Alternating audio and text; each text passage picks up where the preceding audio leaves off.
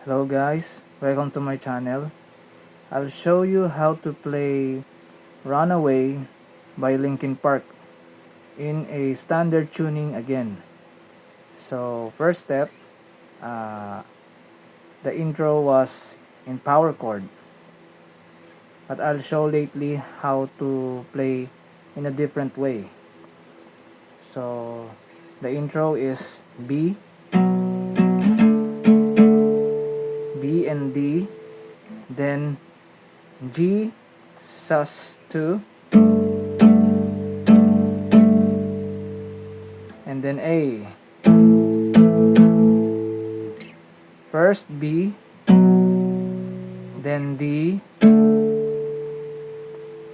power chord, then G. Medyo i-stretch nyo lang talaga yung daliri nyo dito kasi naka-standard tuning tayo.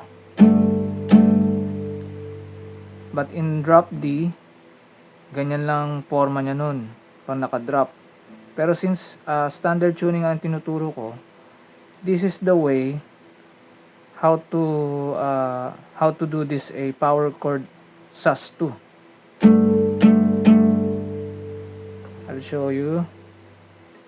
Una sa G, para makita nyo maigi. G, then D, usually the power chord D. Then dadagdagan nyo siya ng A dito sa may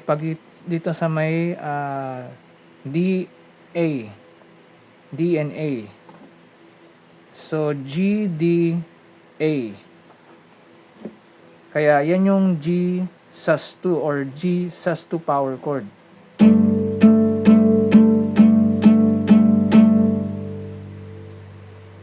Then next chord, A power chord.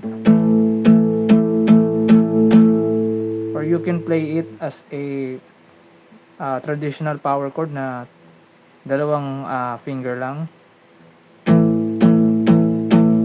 Or pwede rin naman 3 finger.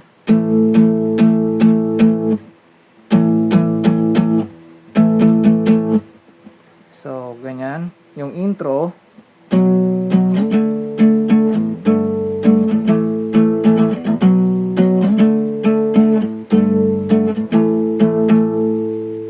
Then, yung overall sounds na kapag kasama na yung banda, para mas maging tunog siya na mas makapal, na parang naka 7 string guitar,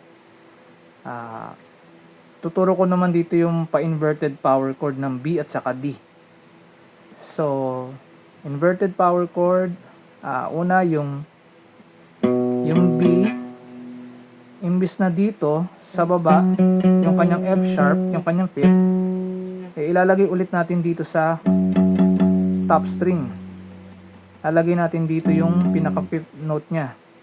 Then, the rest of the strings are dead strings again. Then, this is a B inverted power chord.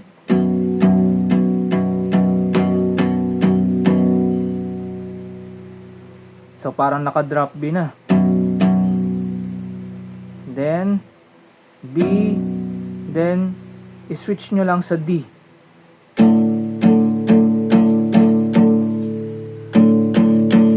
Iuurong lang. So, B, and then D. Then, ganun ulit. G sus2 or G sus2 power chord.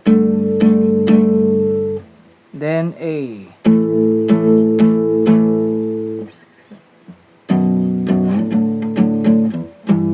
Up. Sorry.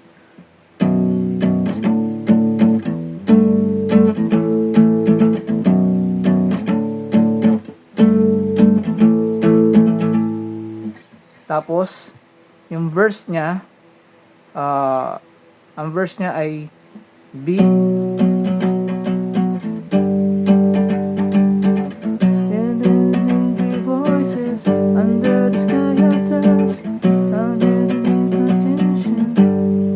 B and G.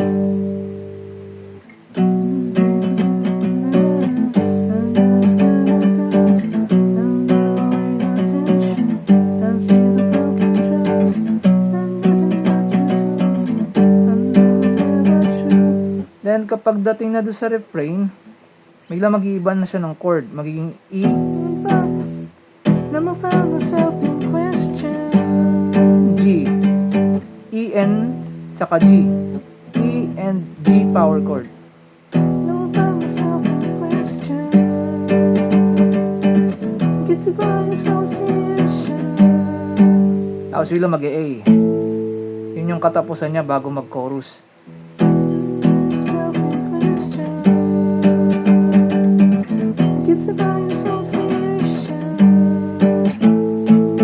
Then, chorus ulit.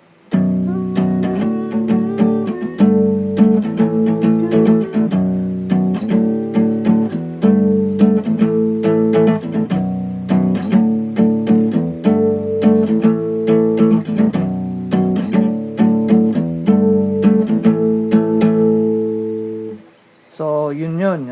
Yun yung mga chords niya. Chords, just like the intro, ganun yung chords din ng chorus. Then, yung bridge naman, doon na yung part na mag-i-scream na si Chester Bennington. So, ang part nun is, ganito na ang chording niya. Pwede mo rin siyang gawin in a traditional power chord, pero pwede rin naman na inverted power chord para mas parang drop yung feels niya. Para kang naka-drop. So, parang ang ano nito, ang chords niya is B and then C. Kumbaga bago yung guitar, may lyrics muna si Mike Shinoda na I gotta run away and never say goodbye. Tapos biglang gaganyan.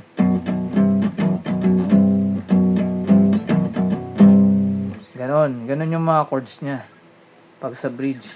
Yan sa scream part, I gotta run away and open up my...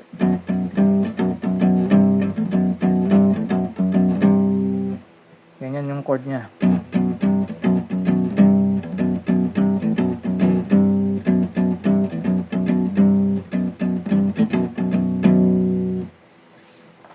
So, balik ulit sa chorus. Pagdating na ulit ng chorus, ganun ulit.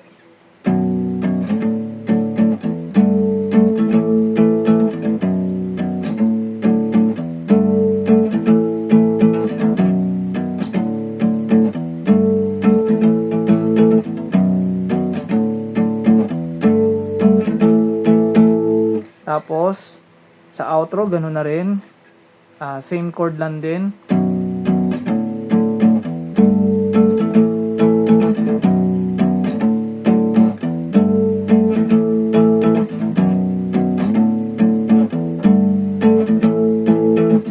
Tapos yung last outro niya, medyo may iba siya ng konti kumpara dun sa usual na chords niya na B, D, G, sus, tut, saka A.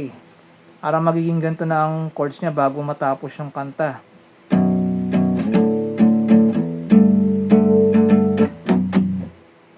So, ganun ang ending niya. Magiging parang ganito, tatlong chord na lang siya.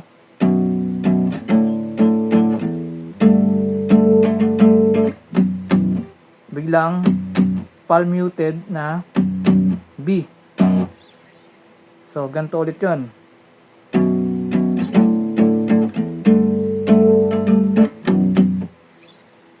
Ganyan ang tapos niya.